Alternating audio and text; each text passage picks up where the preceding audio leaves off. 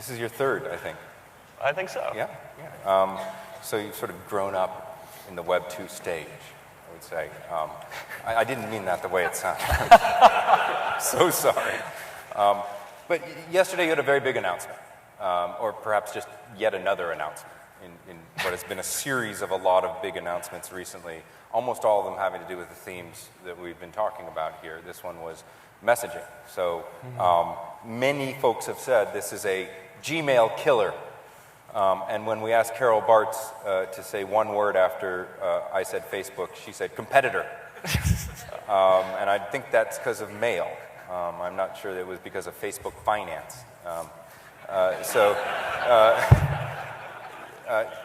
Give us your encapsulated view of what Messages is about and how it differentiates, because I think people might be a bit confused by the framework of mail. Sure. So, I mean, we went into this looking not to build an email product, right, but thinking about, what would be a modern messaging system if we rethought this from scratch.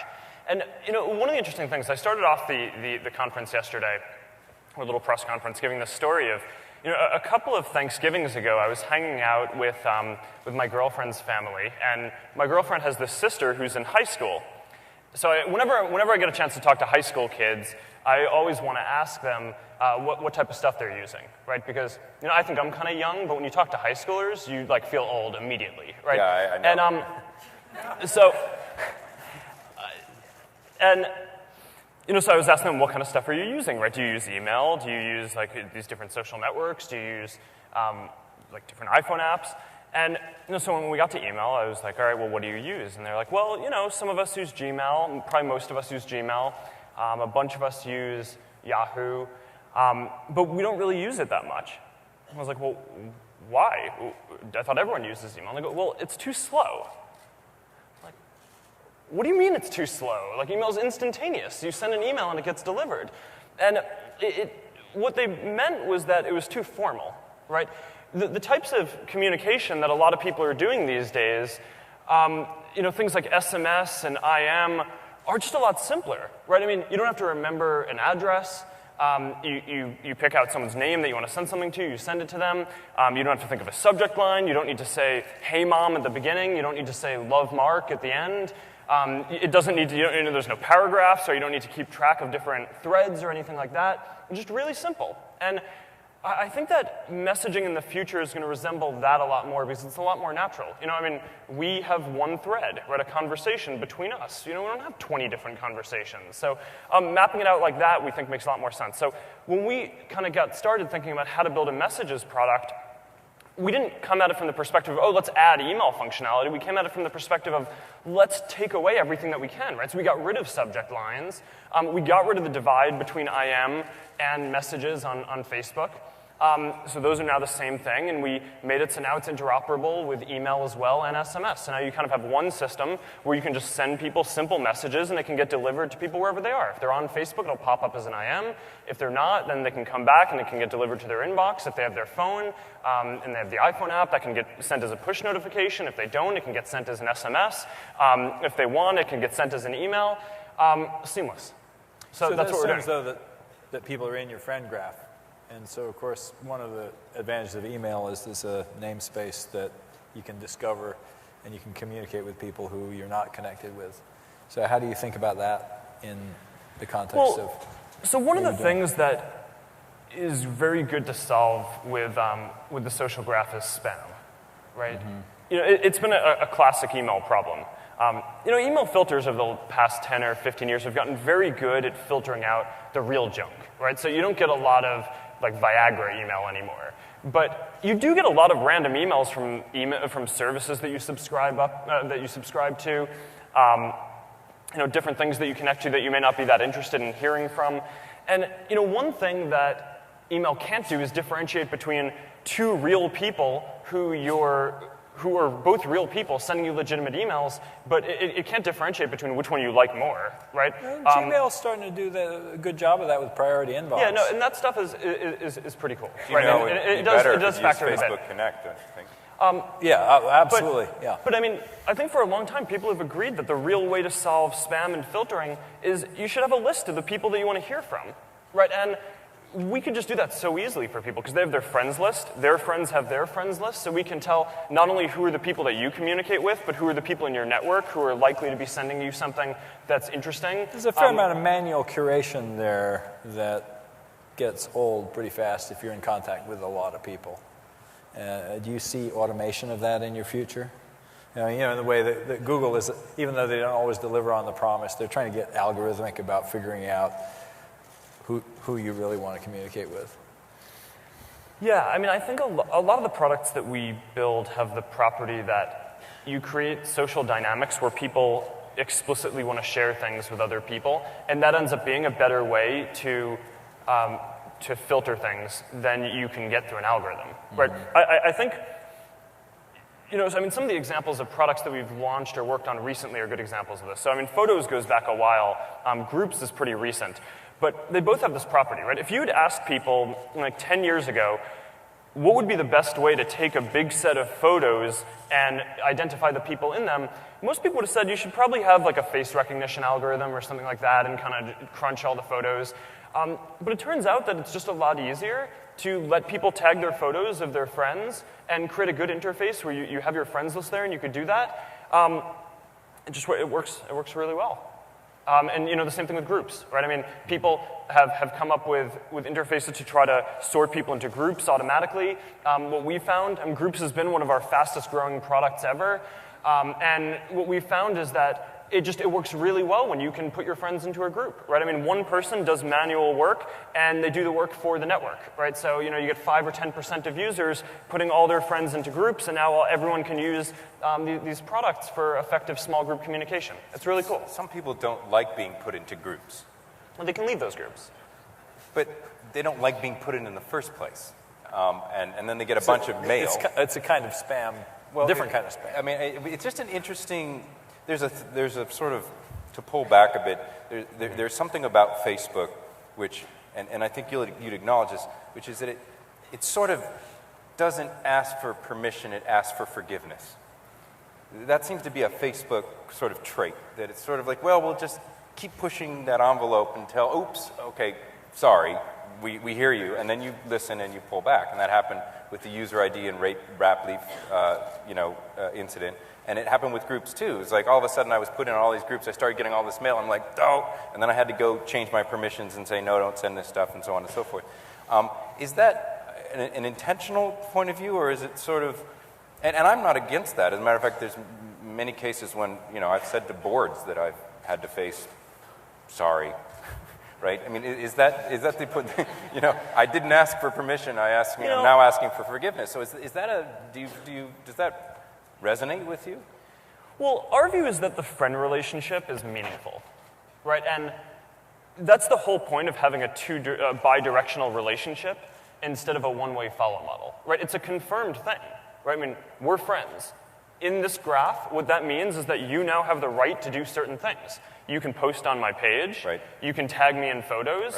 Right. Now, filtering in my inbox is sorted on that too, because now any of your friends can send a message that goes to my inbox. So that's really how we look at it. But right? I mean, you a lot of don't these have things a that we're right to talking export about- my data. What's up? You don't have a right to export my data. You've made that very clear in this Well, war I mean, with Gmail. Yeah, I mean, the view there is that everyone owns their own information and has the ability to export it, right? So if you upload photos, I mean, you can export that and take it anywhere you want through Connect, and we've made that really easy. And if you want, you can just download all that in a zip file. Now, I think email is a little bit different from social networks in this way.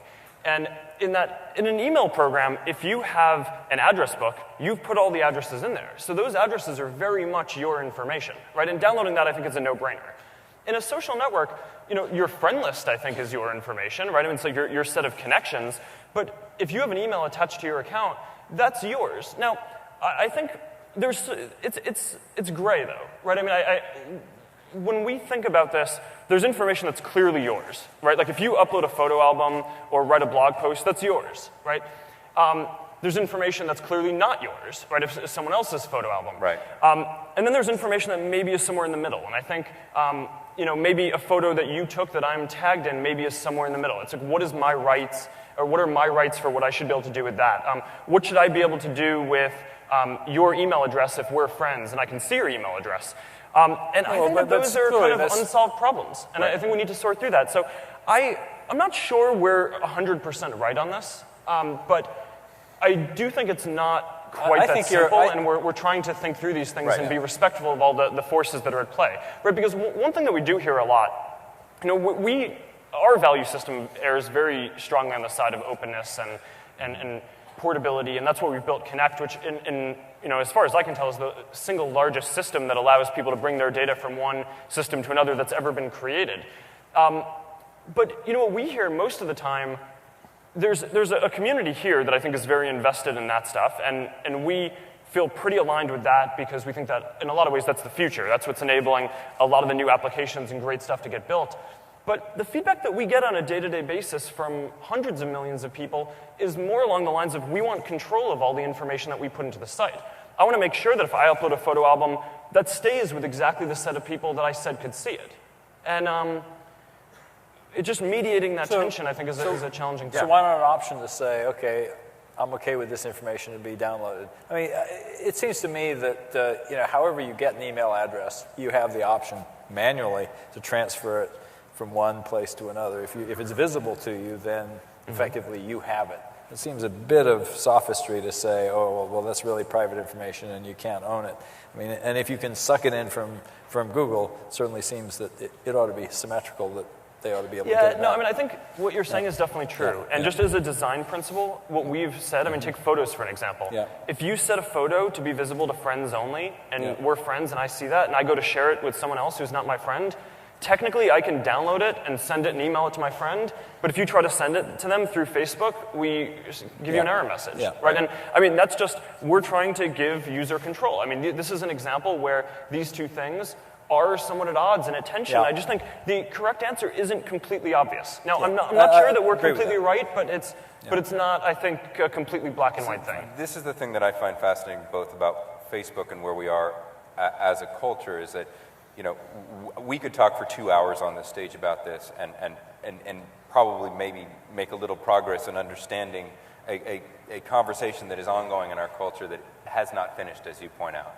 On the other hand, we have now, the Congress sort of interested, not just in this question, but very specifically in your company.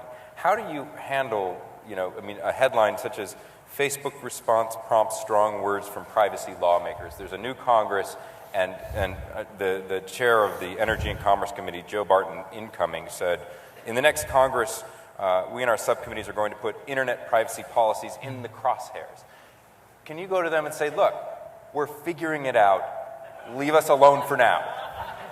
No, but this is what I was saying. I think right now, a lot more of the feedback that we get is on the side of users need complete control of making sure that anything that they put on the site will only go to the people who they say it will go to, right? And my guess would be that over the next few years, I don't know how long this will take to play out, the data portability and openness side of this it'll become a lot more obvious why that's valuable and the types of great experiences that can be created through that. But I think right now a lot more people are just on the side of asking for user control. And I don't know. You just said we can be up here for 2 hours and have this discussion. These are some of the intellectual debates that we have inside the company every day.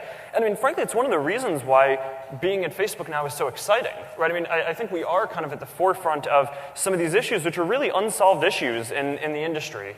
And I don't know, trying to come up with solutions and propose them is a really interesting problem and an exciting thing to be doing. I have to say, I do think, despite the fact that it's a very tough position to be in with, for example, Congress, the approach you're taking is right. We got to figure out, go push the boundaries and figure out where they are, because if we set rules too early, we won't figure it out. We just won't. We're going to stay in the past. So, I want to ask you about a couple of questions of competition. It strikes me, and we talked about this the last time you were here on this stage, that you're really you're in a very interesting phase. You're in what some may call the pre-IPO stage. I won't even bother asking you when that's happening because your eyes will blaze. A couple years ago, you asked me when I asked you a couple years ago, and you're like, it will be a couple years from now. It's like, God, it's so far away, a couple years from now. So I'm waiting for that S1 to drop, but I know Don't it's hold not- your breath. Yes, don't hold your breath, exactly. But I, there is something that I wonder with Open Graph and Facebook Connect on so many, and likes and everything just spreading out across the web. It strikes me you're ready to distribute Facebook's business model off domain, and do a friend or a social graph driven ad network, not unlike what Google did about this time in its history, 6 years in, which was AdSense. Do you think that's a reasonably good idea? Well, I think it's earlier stage than Google was when they did that. So I have no idea when or if it'll make sense to do something like that. I mean, we spent a lot of time building up our ad system and making it. You have a very, very good, as I understand it, and a very profitable ad system that's starting to scale to the billions in revenue just for your domain. We're doing okay. I've heard.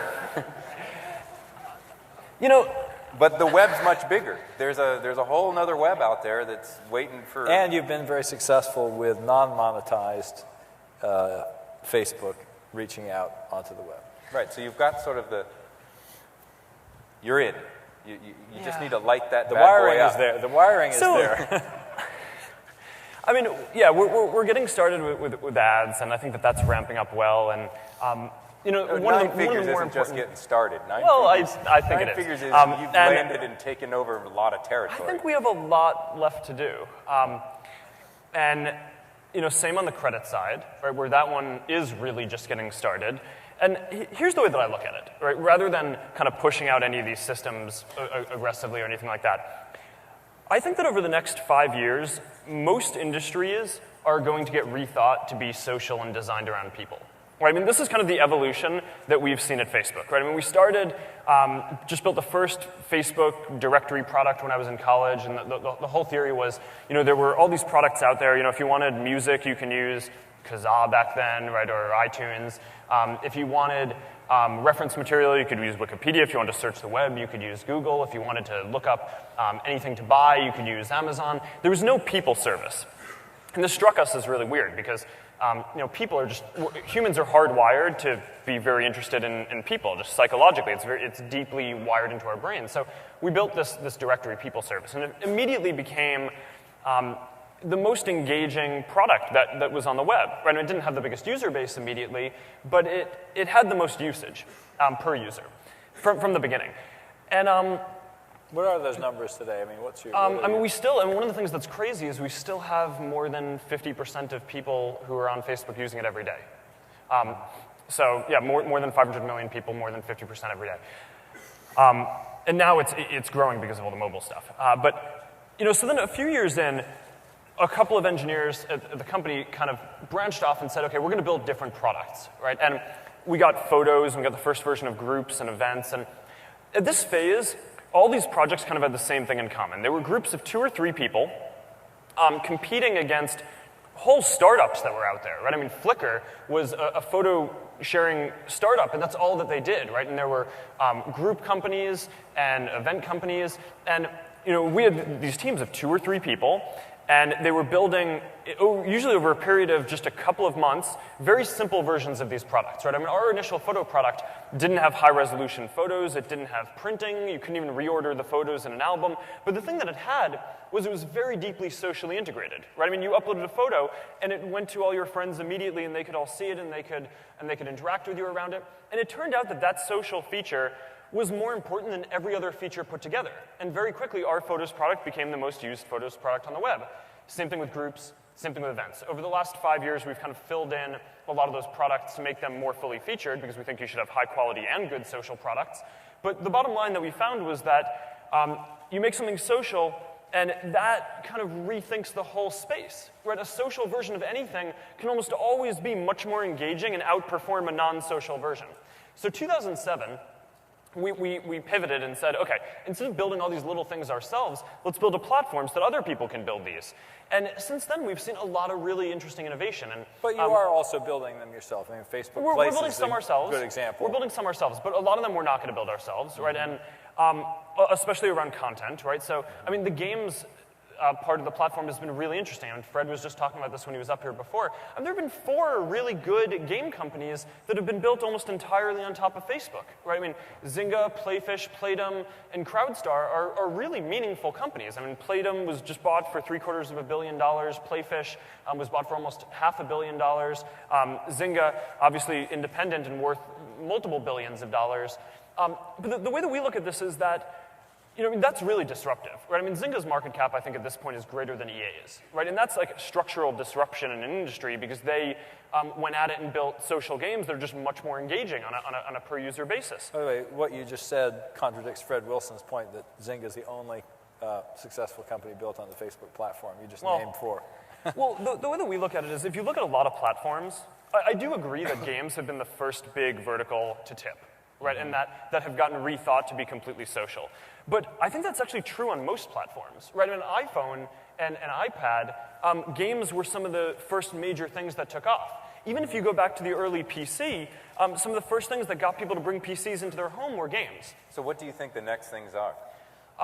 It's really tough to predict because I think a lot of it comes down to excellent entrepreneurs with vision, right? And I mean, it really isn't like, it's not obvious, right, how you don't just like plug social stuff in and it works. Well, these excellent entrepreneurs in the audience would like to know the ones you're going to do so they can steer clear of them. I think, anything that, I think it's actually pretty clear the type of stuff that we're going to do and not, right? I mean, we do things that involve people sharing information with other people. Anything that involves... That's pretty broad. No, but anything that involves content or specific expertise in an area, so games is I think, a really deep area. Mm-hmm. Music, movies, TV, news, like any you're going to want to stay away from those e-commerce, movies. like any of this stuff.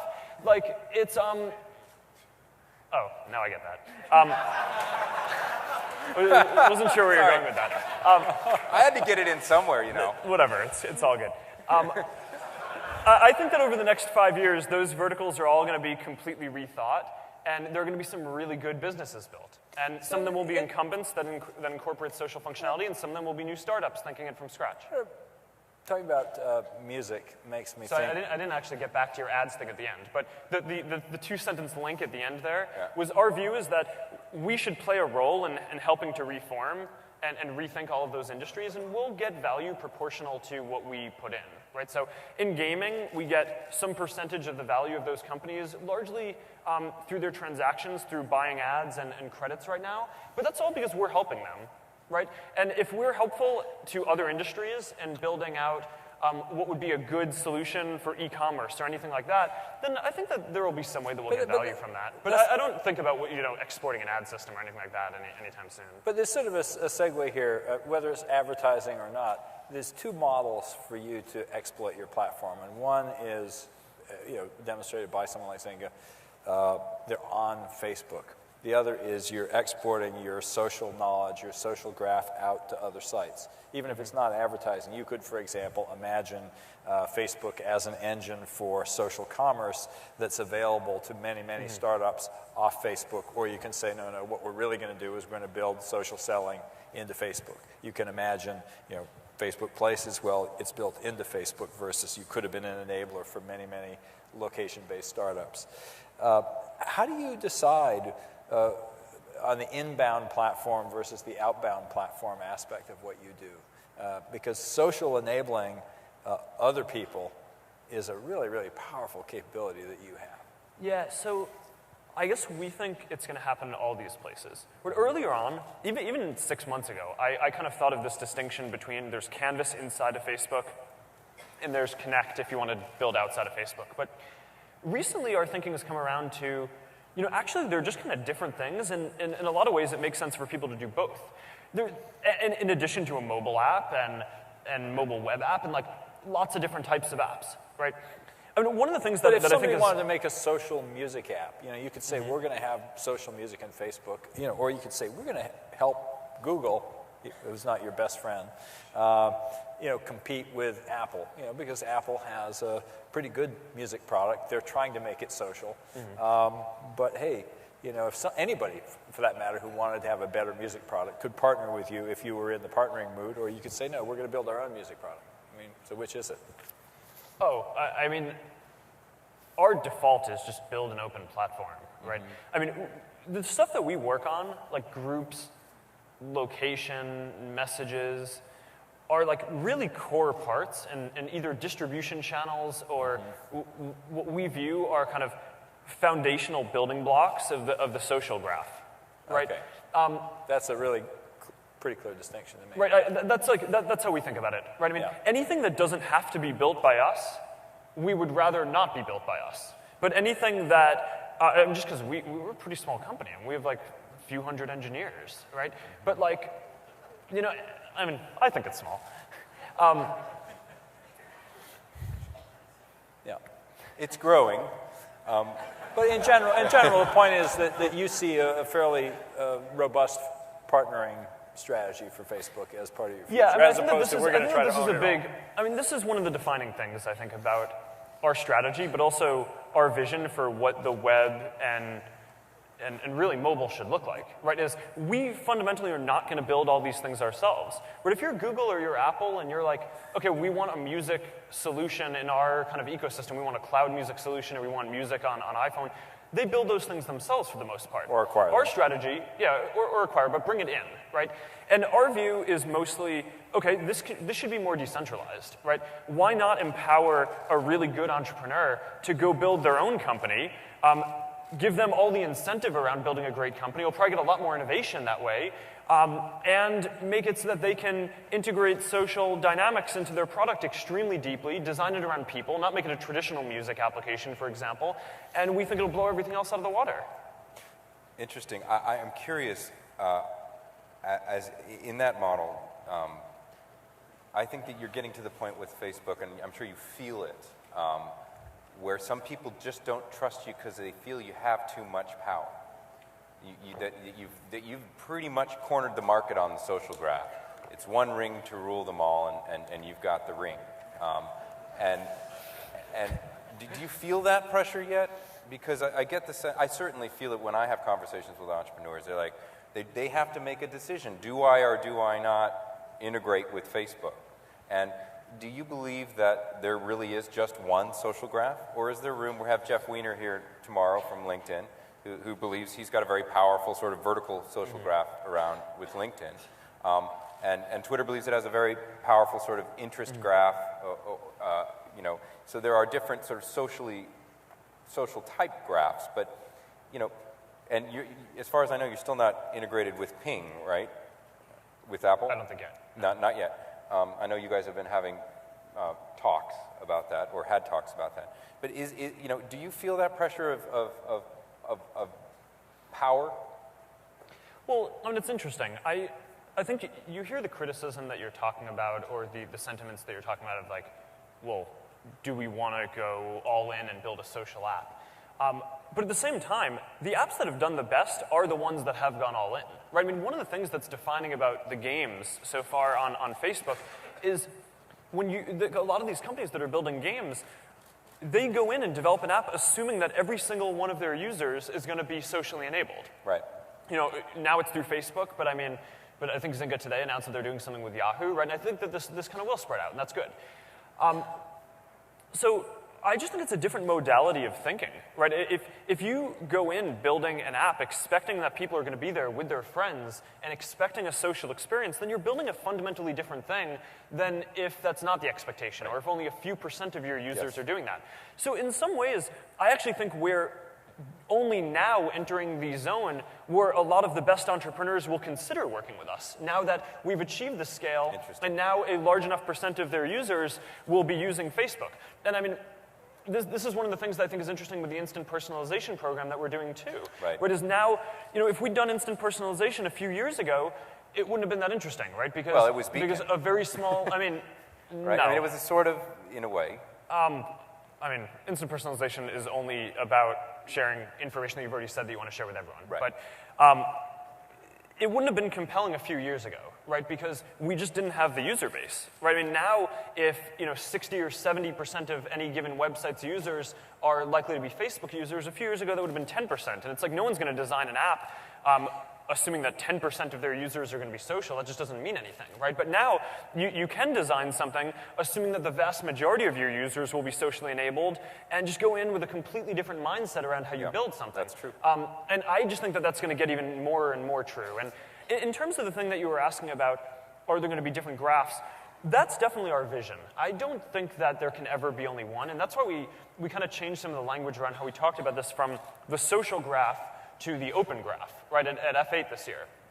And the idea there was that each of these different services kind of are mapping out their own different parts of the graph. And our view is what we should be doing is trying to facilitate making these more interoperable. And it's not just all about people in social networks either, right? I mean, if you're Yelp, you have a graph of how local restaurants and businesses fit together and the reviews of them and things like that. If you are a music app, you probably have a graph of how musicians map to songs and albums and things like that. And these rich data sets being interoperable, I think, is going to be one of the really defining things that allows a lot of innovation over the next few years. Tim opened the conference with a call for partnerships and interoperability. You've had this sort of dust up with Google over which we discussed, and you haven't quite come to terms with Apple. Sometimes the reality of P&L seems to get in the way of that vision. Do you feel like that's going to be resolved? Is that a goal of yours? Which part? Well, I mean, the people that you won't partner with. the people, well, it's that it seems from the outside that you've said, no, we don't want to partner with you because that's a key point of control that we want to hold to ourselves. I think that we would. In other words, I don't Probably want to partner build with up an anyone. Apple social Yeah. graph. That's threatening to my business, right? Oh, They have I don't hundreds think- of I don't millions think- of users with hundreds of millions of credit I cards, don't- and I if don't they get think their we look at social it that graph, way. then I don't think we you look don't- at it that way. you don't think about it that way. We do have this thing where, for very large companies, we are building out, like, we build out tens of millions of dollars of infrastructure to support the games that are on Facebook. right. So, I mean, we had this thing earlier this year where we kind of sat down with Zynga and a bunch of the lead developers and said, okay, we don't have any formal relationship, but you're each, I mean, you guys are all investing a huge amount in building on top of Facebook and want more stable resources from us. We want to know that we're building out all this infrastructure for you, that's going to be stable, so we should have a relationship. And we formalized that. And I think that that's been pretty healthy so far. So that's all that we require is, I mean, for any, any college student or any entrepreneur who's starting something from scratch, come use our tools. We don't require any relationship. Right. If you're a very large company and supporting you is going to cost us tens of millions of dollars, then we want to at least have an understanding of how you're going to use what we're doing and that you're not just going to import the data, but also try to contribute back to the ecosystem and make people's Facebook experience better. And I think we're working through that to different extents with the different companies. I mean, you are working with very much larger companies. As I recall, in May at D, Steve Jobs said that the demands that Facebook made were just crazy and Only Steve gets to make those kind of demands. only Steve gets to make those demands. What was your response when you heard that? It's fine. I mean, look, here's my view. I think we do a lot with Apple. So I mean, these things don't always have to start big, right? I mean, you can start small and build some great stuff. My view, as I said before, is that I think over the next 5 years, almost every major product vertical is going to get rethought to be social. Get on the bus, right? Like, you're either going to be, you're either going to have an incumbent who embraces this, like Apple's doing, right? And trying to push into social stuff into iTunes, and that'll be good. Or there will be some really creative entrepreneur with great engineers who are building and rethinking the experience from scratch. And I just think it's going to be a really exciting period to see how this plays out, right? I think some of these are going to be incumbents that are very versatile, able to rotate their business and make things more social and designed around people. Some aren't going to be able to make it, and there's an amazing opportunity, I think, for new entrepreneurs to build new applications and rethink a lot of verticals. But I think over the next 5 years, there's going to just be this opportunity, and everyone is going to have to think about this, kind of in the same way that they are about mobile, right? I mean, you can't, like, there's no way that 5 years out or even 3 years out, any major company isn't thinking about how their products interact with phones and in a mobile environment. And I think people will get there, and they just need to, I think, take the steps that make them comfortable to understand how valuable it is and understand how to integrate it. And I don't think a slow approach is necessarily a bad one. Right. We're going to take a few questions. We certainly don't want to, stop without doing that. So you guys know where the mics are. They're right here. I want to ask one other question before we people should start coming out, but Facebook is still a relatively young company. One of the things that we see as companies get bigger, it's harder to maintain the culture. How much do you think about that at Facebook? To build the DNA into the culture. I mean, every day, right? But concretely, what do you do about it? Well, so I think when you're building a company, you can pick a few behaviors that you want your company to have that are different from other companies, and that's like the personality of the company. And so I mean, we have these values that we write down, right? And there are 5 of them that we write down. The 2 that I'd focus on right now that I just really try to hammer home every day are move fast and be bold, right, and take risks. And technology companies are interesting because a lot of companies get stronger with scale. Where like Coca-Cola, the bigger it gets, the bigger its distribution network gets, the stronger it is. Technology companies have some scale advantages, but also they just tend to get slower, right? And then they get replaced by smaller companies that are more versatile. So one of the things that I just think about every day is how can we make this company operate as quickly as possible, right? And often that's kind of encouraging people to move quickly, but a lot of it is just about building out really good infrastructure that enables people to move quickly on top of solid abstractions that we built. And that's a really big deal, I think. Right, I mean, because if you think about it, a company with a few hundred engineers putting out the number and quality of the products that we do, I think is pretty, I'm really proud of it. I mean, that's I think, one of the main things that I'm really proud of, right? I mean, looking back over the past few months and, seeing like just all the awesome stuff, and in my opinion at least, that we've launched, right? I mean, Messages yesterday, and then the location platform and the Places deal and deals and single sign-on, and Places just before that, and Groups and all the photos improvements, and just to name a few. That's pretty good. Right? So and I just think kind of encouraging small teams to move quickly, take big risks. Better to take a risk to do something big and try and fail. You don't need to get everything right, but better to try some. Is that chance to influence things and make things happen part of why you guys are sucking in talent from other companies? Or what's your, what's your magic? Or besides the fact that you're on the upward curve? I think that really good people have this way of seeking out what is the most impactful position for them to be in, right? And for a long time we have this ratio that we measure internally, which is the number of users divided by the number of engineers at Facebook. And Facebook, I think, is one of the only companies... It's a number with a lot of zeros. Well, it's been more than 1 million, right? More than 1 million users per engineer at the company for a while. And it's interesting, because if you think about the spectrum, right, you can be a tiny startup where you have like all this creativity and all this flexibility, but you don't really have any users yet. So from that perspective, the leverage is fairly low. To the other end, where you're like a Google or a Microsoft, where you basically have all the users, right? You're a mature company in your space. But you also have, 10,000 engineers, or in Microsoft's case, tens of thousands. The leverage there is pretty limited. So if you plotted out the graph, it would basically be something like this, where Facebook would be like right in that golden period right now. And I just think like really talented people have just a knack for being able to find and seek out what the positions are where they're going to have the most leverage. So it's interesting. I mean, it's all different kinds of people. If we were just go through the Messages team from yesterday, it's just all different folks, right? The engineering director on it, this guy Boz, was someone he was my TF at Harvard, and he was one of the first people that I recruited to join the company. So he's been here for about 5 years now. The engineering manager joined us. He was a platform developer building a classifieds app on top of Facebook, and he joined us because he wanted to be a part of the company that was actually building the platform. The lead designer on the project joined us as an intern. And we always do these management presentations where interns come and talk to the management team about what they did that summer. And I remember I asked him some questions, and he had just like went off on me and had like all these awesome points about why I was wrong about my criticism of his project and feedback. So I was like, all right, this guy's awesome. We're definitely hiring him when he graduates. Why did you wait till he graduated then? I didn't really stop you.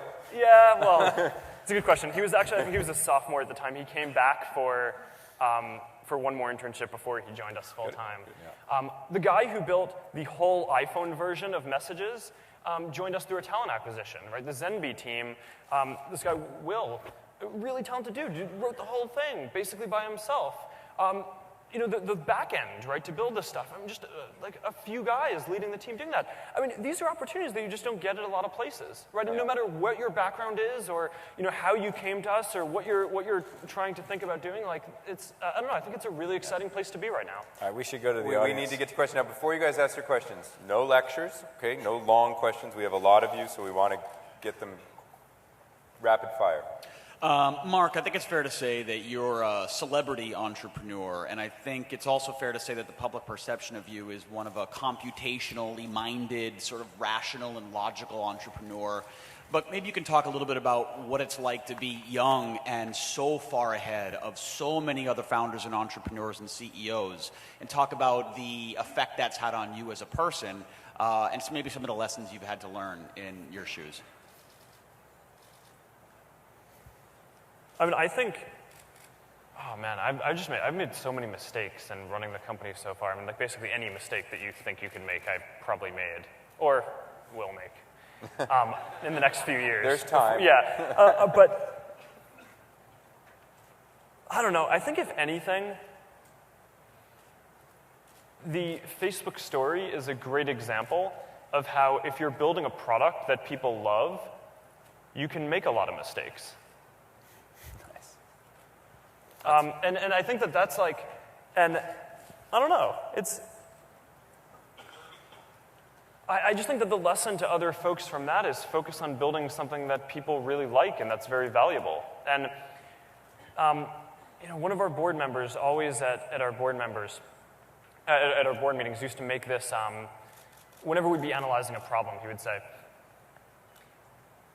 you know, there's 100 problems that you have to deal with right now, but only one or two of them probably really matter, right? So just ignore the rest and put all your effort into focusing on the couple of things that really matter. And I just think that for almost any industry or product that you're in, it's just all about building products that people like, right? And like, if you do that, you can do so much other stuff wrong and like learn from that and fix those mistakes over time and like still end up in a reasonable place. And I don't know. So, I mean, I think that, like, we still make mistakes all the time. I mean, take, for example, the conversation we were having earlier about, you know, the contact importer stuff and, you know, contact syncing. Like, do I know that we're in the right place? No. I think we're doing the best that we can right now. And we wake up every day trying to build a great product for people that's responsive to what they've asked us for. So. Great. Mark, curious about education. My 15-year-old daughter, Holly Jeffs, studies with Facebook in full gear. She is interacting with her friends while studying. But the first couple of years, I thought this was a total distraction, but her grades are actually pretty good, so it must be working. And it made me think, do you think of education as an opportunity area for Facebook? You know, corporate Facebook pages are fine, but how about, is that an area that you think of building applications and services for? Sorry, I didn't hear the end of that. The question is about do you think education is an opportunity in terms of building applications or services on For making education social. It's an inherently social activity. Yeah. You know, I've spent a lot of time over the last year researching education. And, you know, one of the issues and one of the reasons why I ended up choosing to get involved with that outside of Facebook is that one of the issues is you can't actually sign up for Facebook until you're 13, right? Unless you have your parents' permission. But basically, like, it's not very well adopted in under 13, so that kind of cuts out a lot of the time when people are developing. But yeah, I mean, I think that a lot of the problems in education are technology around efficiently sharing things. And if someone could build a good application that got people engaged, then I think that there's a big opportunity there. I mean, one analogy is kind of enterprise software to consumer software. I think a lot of enterprise software gets developed from this mindset of like, I want a feature checklist, right?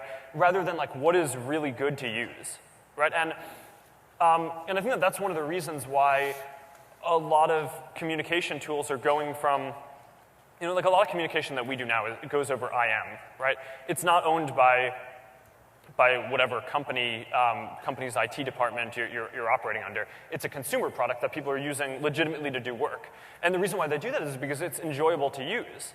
And I think the same is going to be true in a lot of kind of traditionally non-consumer areas, right? Not only enterprise, but I think things like education as well, where traditionally the software hasn't been like as great to use as kind of the best consumer software. But I think that there's an opportunity now for people to do that and create great socially designed products. And I don't know, I think we'll see it. So we should keep going here. Yeah, we got to keep going. Yeah, we can move in here. Yeah. Bang, bang, bang, guys. Havo from the Netherlands. I'm your biggest fan of Facebook. In the last 2 years, I've been advocating to my customers or potential customers that social business, social commerce should be in Facebook, and that NEW, website can be in Facebook. I believe that you guys can do billions of revenues. Do you agree with that? Can you do billions in revenues and particularly work, as I understand Commerce and business, normal commerce and business, not just advertisement. Sorry, the echo is very tough. Yeah, it's hard to understand through the echo. I'm sorry. So now your business is about advertisements, right? You're helping social gaming. But normal businesses, if they sell stuff, they can do it through Commerce. Facebook. Commerce, yes. Commerce, yeah. So commerce is a big area. Social commerce is one of the hottest areas So around. this is what I was trying to say in response to you before, but I actually never got back to your question until the end with one sentence. But what social applications have is they're just much more engaging, right? Because you have the choice of either, going back to like the music example or the games example, right? You could either play a game, or play a game where the dynamics involve playing it with your friends. You could either play music, or you can see what your friends like to listen to through playlists and discover new stuff through that. And I think what you find is that these social apps, when they're executed well, are a lot more engaging, right, and are just more enjoyable for people to use. Now, that creates a lot of opportunities for people to monetize them and build great businesses, right? Whether it's advertising or, commerce, buying things, or subscriptions. I think those are kind of the classical business models, but there might be other things that people come up with as well. I just think that it all starts with building a product that people love, and when you execute a social product well, I think we've shown that you can extend that to many, many verticals, maybe any vertical, and make it so that it becomes a great product that's an order of magnitude more engaging than anything else. If I'm Andrew Mason at Groupon or Susan Lin at Guilt, who was here, should I be worried about Facebook deals combined with location, places? Should I be worried that you're eating my lunch? No, I think we want to work with them. Right? It's a deal platform. Right? It's not, they're businesses, they're out selling all these deals, and we don't have a sales force that's focused on selling those deals. Right. How much commission will you take? How much commission will you take? Yeah. I don't know, you want me to just pick a number? Just use Ari Emanuel's answer last night, which is fair is where you end up. Over here. Hi, Julianne Pepitone with CNN. I reported earlier today on a bug in Facebook that deleted some users' accounts saying that they were in violation of terms of service when in fact they were legitimate accounts.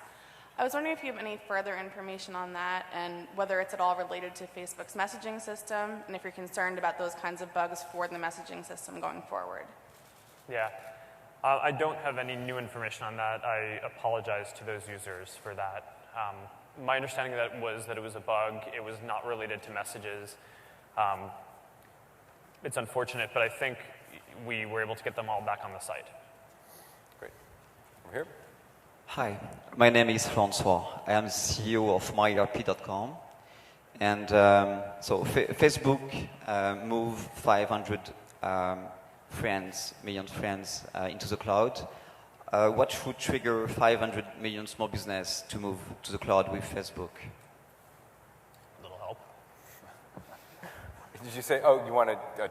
I need a translator for this side of the room. He said 500 million people are on the platform. how could you get 500 million businesses on the platform? Is that what you said? Correct. Yes. In other words, are you interested in getting businesses on the platform as well as people? Yeah, and I mean, we have this whole Pages product, right? That's It's very mainly widely focused used. on pretty big brands, isn't it? I mean, I think that the biggest brands have the biggest followings, but Right. and there's, I don't know, I don't want to give any incorrect stats, but there's a lot of pages that are small businesses or different entities that are pretty small. Are you interested in the business social graph? Yeah, I got to but ask don't know that if our because Jeff businesses Wiener's, friends Jeff with Wiener's each coming other? tomorrow, and Oh, I'm business, sure he's business interested. social graph, you mean professional connections between people? Or between businesses. I'm asking because he asked. I don't know what that means. Well, businesses do business with each other all the time. Yeah. Okay, mean, we'll in move a- on. That's, yeah. Thank you for the question. I failed at translating it. No, it's cool. I'm just having a hard time hearing on this side of the room. We have seen key functionality from Facebook move outside of Facebook to a degree. You know, with the API, with the like button available in different pages. Is it going to be Facebook as a destination in your mind, or Facebook as an enabler? Well, I think the first chapter has definitely been building out Facebook, the application, right? The site that people use every day. The long term, if you buy my vision and what I hope plays out over the next 5 years of just having all these different verticals get rethought by brilliant entrepreneurs in these different areas, will be that the vast majority of the social ecosystem will not be Facebook, but we will help those businesses get built, right? Because they're going to be able to focus on doing what they do well, right? And then they can just plug in the social part. And if we do that, then I think we'll be enabling, right? To use your words, and that I think is a bigger long-term opportunity, right? I mean, I don't think that.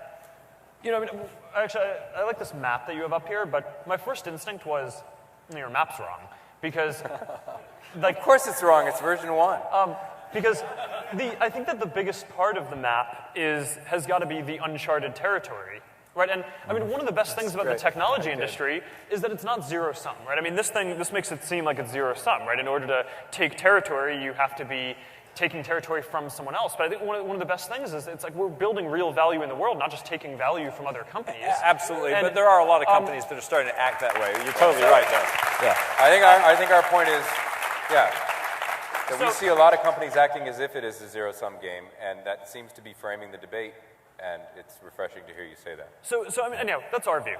I mean, our view is not only that it should expand, but that we should enable it to expand, and that our best strategy and the best thing for the web would be for us to enable the next kind of set of entrepreneurs to go build all those great businesses and discover that, and not even try to do it ourselves, because I don't think we can. I think we do a few things very well, and we're going to keep on trying to do those very well, because even those things are at the beginning. That's a great argument for why you're going to win. If you stick to that. I'm getting like the absolute stop it. You're so far over. We have a sponsor reception. Yeah, I think we're like -25. Yeah, I didn't, you know, we have a lot of people in the room. I don't know how far the live stream is probably busting the servers. But there's a woman who's been waiting for so long. Last question, make it quick. Mobile social, we're right at the beginning. Can you give us some risk-taking things that Facebook can do to move this space forward fast? The mobile space? Mobile social. Well, I mean, just a couple of weeks ago, we announced a few things, right, that we thought were kind of key building blocks for the social platform, right? One was single sign-on, right? Now, it's actually amazing how, you know, signing into an app and creating an account on mobile is so difficult, right? I mean, even using Connect previously was very difficult, because you click Connect, and then you had to enter your Facebook password for each app. And it turns out that, you know, one of the issues, and one of the reasons why I ended up choosing to get involved with that outside of Facebook, is that one of the issues is you can't actually sign up for Facebook until you're 13, right? Unless you have your parents' permission. But basically, like, it's not very well adopted in under 13, so that kind of cuts out a lot of the time when people are developing. But yeah, I mean, I think that a lot of the problems in education are technology around efficiently sharing things. And if someone could build a good application that got people engaged, then I think that there's a big opportunity there. I mean, one analogy is kind of enterprise software to consumer software. I think a lot of enterprise software gets developed from this mindset of like, I want a feature checklist, right? Rather than like, what is really good to use, right? And I think that that's one of the reasons why a lot of communication tools are going from, you know, like a lot of communication that we do now, it goes over IM, right? It's not owned by whatever company's IT department you're operating under. It's a consumer product that people are using legitimately to do work. And the reason why they do that is because it's enjoyable to use.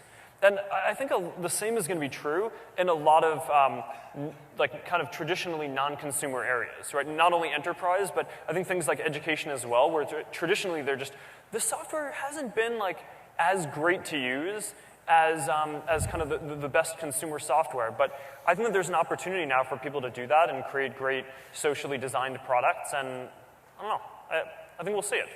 So we should keep going here. Yeah, we got to keep going. Yeah, we can move in here. Yeah. Bang, bang, bang, guys. Havo from the Netherlands. I'm your biggest fan on Facebook.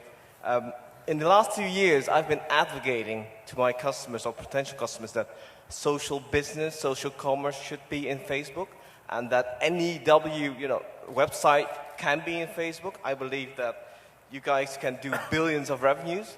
Do you agree with that? Can you do billions in revenues and particularly work, as I understand Commerce and business, normal commerce and business, not just advertisement. Sorry, the echo is very tough. Yeah, it's hard to understand through the echo, I'm sorry. So now your business is about advertisements, right? You're helping social gaming. But normal businesses, if they sell stuff, they can do it through Commerce. Facebook. Commerce, yes. Commerce, yeah. So commerce is a big area. Social commerce is one of the hottest areas So around. this is, I mean, what I was trying to say in response to you before, but I actually never got back to your question until the end with one sentence. But what social applications have is they're just much more engaging, right? Because you have the choice of either, I mean, going back to like the music example or the games example, right? You could either play a game, or play a game where the dynamics involve playing it with your friends. You could either play music, or you can see what your friends like to listen to through playlists and discover new stuff through that. And I think what you find is that these social apps, when they're executed well, are a lot more engaging, right, and are just more enjoyable for people to use. Now, that creates a lot of opportunities for people to monetize them and build great businesses, right? I mean, whether it's advertising or, commerce, buying things, or subscriptions. I think those are kind of the classical business models, but there might be other things that people come up with as well. I just think that it all starts with building a product that people love, and when you execute a social product well, I think we've shown that you can extend that to many, many verticals, maybe any vertical, and make it so that it becomes a great product that's an order of magnitude more engaging than anything else. If I'm Andrew Mason at Groupon or Susan Lin at Guild, who's here, should I be worried about Facebook deals combined with location, places? Should I be worried that you're eating my lunch? No, I mean, I think we want to work with them. Right? It's a deal platform. Right? It's not, I mean, their businesses, they're out selling all these deals, and I mean, we don't have a sales force that's focused on selling those deals. Right. How much commission will you take? How much commission will you take? Yeah. I don't know, you want me to just pick a number? Just use Ari Emanuel's answer last night, which is, fair is where you end up. Over here. Hi, Julianne Pepitone with CNN. I reported earlier today on a bug in Facebook that deleted some users' accounts saying that they were in violation of terms of service when in fact they were legitimate accounts. I was wondering if you have any further information on that and whether it's at all related to Facebook's messaging system and if you're concerned about those kinds of bugs for the messaging system going forward. Yeah. I don't have any new information on that. I apologize to those users for that. My understanding of that was that it was a bug. It was not related to messages. It's unfortunate, but I think we were able to get them all back on the site. Great. Over here. Hi, my name is Francois. I am CEO of myerp.com. And so Facebook moved 500 million friends into the cloud. what should trigger 500 million small business to move to the cloud with Facebook? A little help. Did you say, oh, you want a I need a translator for well, this side of the room. he said 500 million people are on the platform. How could you get 500 million businesses on the platform? Is that what you said? Correct. Yes. In other words, are you interested in getting businesses on the platform as well as people? Yeah, and I mean, we have this whole Pages product, right? That's It's very mainly widely focused used. on pretty big brands, isn't it? I mean, I think that the biggest brands have the biggest followings, but Right. and there's, I don't know, I don't want to give any incorrect stats, but there's a lot of pages that are small businesses or different entities that are pretty small. Are you interested in the business social graph? Yeah, I got to but ask don't know that if because our Jeff businesses friends Jeff with Wiener's each other? coming tomorrow, and Oh, I'm business, sure he's business interested. social graph, you mean professional connections between people? Or between businesses. I'm asking because he asked. I don't know what that means. Well, businesses do business with each other all the time. Yeah. Okay, I mean, we'll in move a- on. That's, yeah. Thank here. you for the question. I failed at translating it. No, it's cool. I'm just having a hard time hearing on this side of the room. We have seen key functionality from Facebook move outside of Facebook to a degree. You know, with the API, with the like button available in different pages. Is it going to be Facebook as a destination in your mind, or Facebook as an enabler? Well, I think the first chapter has definitely been building out Facebook, the application, right? The site that people use every day. The long term, if you buy my vision and what I hope plays out over the next 5 years of just having all these different verticals get rethought by brilliant entrepreneurs in these different areas, will be that the vast majority of the social ecosystem will not be Facebook, but we will help those businesses get built, right? Because they're going to be able to focus on doing what they do well, right? And then they can just plug in the social part. And if we do that, then I think we'll be enabling, right? To use your words, and that I think is a bigger long-term opportunity, right? I mean, I don't think that. You know, I mean, actually, I like this map that you have up here, but my first instinct was, your map's wrong. Because, like... Of course it's wrong, it's version 1. Because I think that the biggest part of the map has got to be the uncharted territory, right? And, I mean, one of the best things about the technology industry is that it's not zero-sum, right? I mean, this makes it seem like it's zero-sum, right? In order to take territory, you have to be taking territory from someone else. But I think one of the best things is it's like we're building real value in the world, not just taking value from other companies. Absolutely, And, but there are a lot of companies that are starting to act that way. You're totally right there. Yeah. I think our point is, that we see a lot of companies acting as if it is a zero-sum game, and that seems to be framing the debate, and it's refreshing to hear you say that. So I mean, anyhow, that's our view.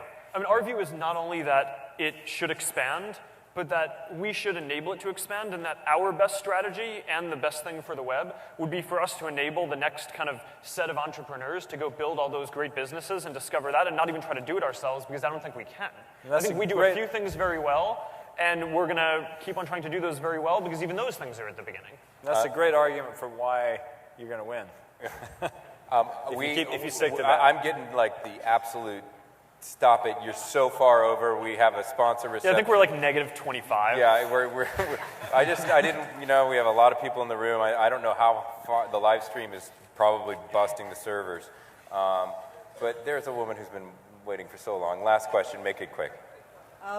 Mobile social, we're right at the beginning. Can you give us some risk-taking things that Facebook can do to move this space forward fast? The mobile space? Mobile social. Well, I mean, just a couple of weeks ago, we announced a few things, right, that we thought were kind of key building blocks for the social platform, right? One was single sign-on, right? Now, it's actually amazing how, you know, signing into an app and creating an account on mobile is so difficult, right? I mean, even using Connect previously was very difficult, because you click Connect, and then you had to enter your Facebook password for each app.